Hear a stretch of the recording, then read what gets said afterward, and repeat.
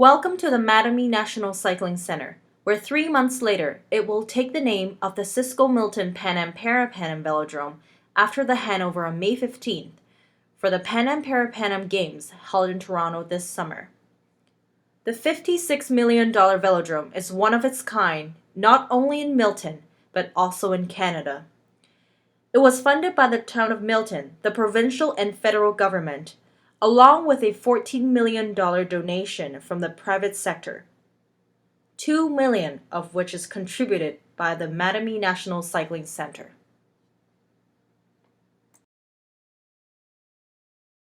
It's the only venue of its kind in Canada. There's only one other in all of North America, and that's in Los Angeles. It's a 250-meter Category 1 certified velodrome cycling track.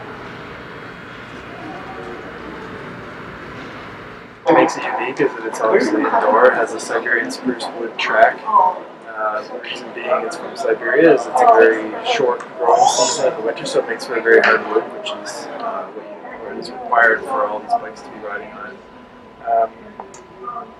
So I mean, in terms of the uniqueness of it, it's hosting the Pan Am Games this summer. And the Canadian National Olympic team has now made this their home. They're training here permanently. Prior to that, they were having to travel to Los Angeles and do training camps there. So in terms of the sport, it's really going to move the sport of cycling to the next level in Canada. And we're excited to be able to.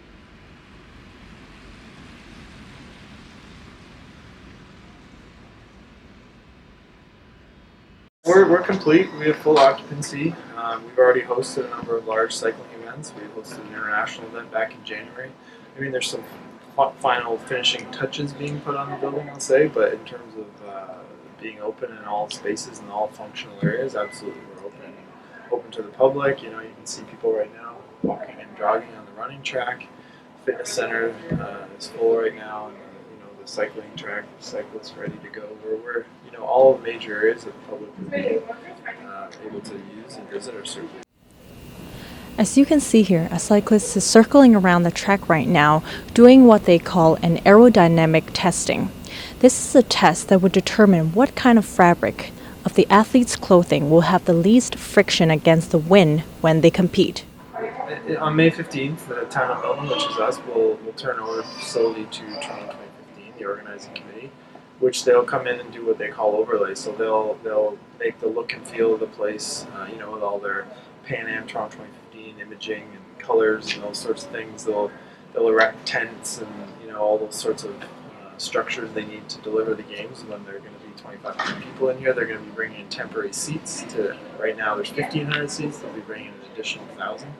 So those sorts of things. That's what they'll be doing as the games draw near.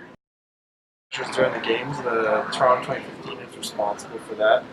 Their ISU unit, which is made up of all the different policing jurisdictions, RCMP, OPP, the Halton Regional Police in this area being Milton. I mean, that's the way it is at a lot of venues. They don't allow on-site parking for security reasons, so they'll be shut. Everyone will be parking at different locations, shuttled in, go through the security checkpoints. You don't often get to park close to a building or a facility in the major type of sport games.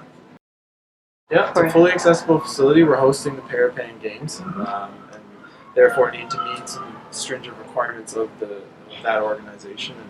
And certainly, everywhere in the building is fully accessible. There's fully accessible ramps. It's built in excess of Ontario Building Code standards for accessibility, and certainly we're operating programs and want to continue to operate programs that cater to that population. During the games, everyone will be shuttled in, and the spectators will be shuttled in from another recreation center that's located in town. I mean, it is right now essentially in the middle of a field, but long term, there's a plan to do much. This will be surrounded by a lot of other things that the town is currently engaged with trying to attract a university. And that will go immediately to the south of here, Wilfrid Laurier University, hopefully. It's not approved yet, but we're hoping it will be. And so essentially this will become the rec center for that campus. The address is 2015 Pan Am Boulevard, and obviously on purpose, and many years from now it's meant to certainly signify and commemorate the games that were hosted at this facility, and in a large part why this facility was built. So many years from now, when people come and find out the address, it'll make them think, oh, okay, this was a legacy facility from those games, and certainly it lives on for many years, many years, and lots of the community and kids, and hopefully future Pan Am Games and Parapan Games and Olympic champions will come from this facility as a result.